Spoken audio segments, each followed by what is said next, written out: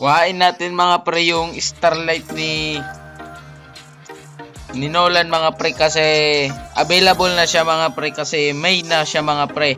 At kuhain na natin pre kasi may isa pa ko. At kuhain na natin pre. Huwag na mag ligo-ligo. Kuhain na natin agad.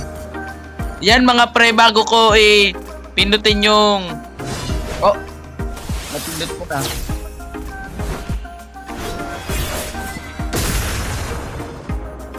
Gaze upon the edge of the void.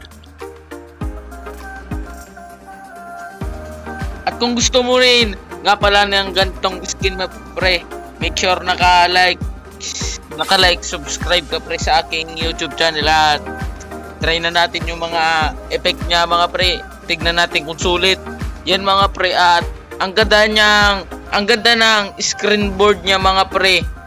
At i-rate ko siya mga pre, yung screen board niya ay mga solid 8 out of 10 kasi parang aspirant. Tignan nyo naman. Yan mga pre at itatry na natin yung effect niya pre. Or skill niya mga pre.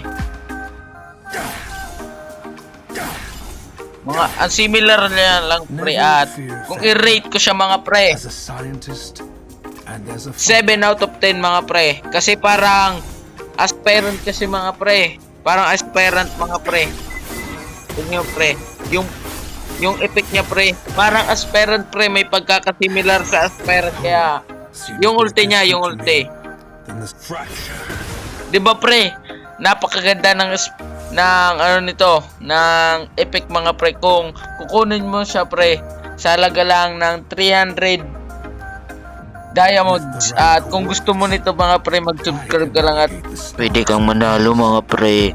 At yan mga pre, kung i-rate ko to mga pre sa lahat pre, kung lahat 8 out of 10 mga pre. 8 out of 10 lahat mga pre. Kung i-rate ko tong skin mga pre, para kasing ano pre, aspirant siya. Pakatingin ko, tingnan nyo. Full combo mga pre, tignan nyo pre. Diba pre, luba ko at salamat pre sa panonood at salamat. Huwag kalimutan mag-subscribe.